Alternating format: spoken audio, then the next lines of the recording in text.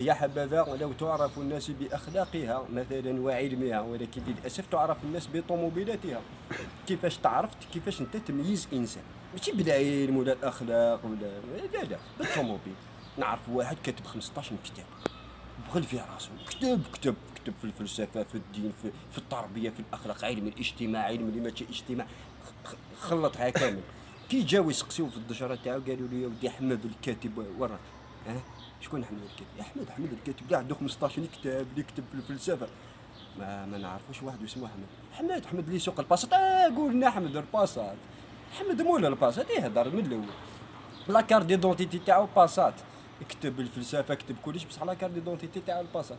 ما يعرف لا اخلاق ولا علم ولا راك تشوف لي في طابليه تسقسيني على الكتب. قول لي احمد الباسات نقول لك ما نحسك ما والو. اي والله. هي بطاقه التعريف تاع الشخص هي الطوموبيل تاعو. الا ما عندكش طوموبيل راك مينور، روح استخرج بطاقه اليوم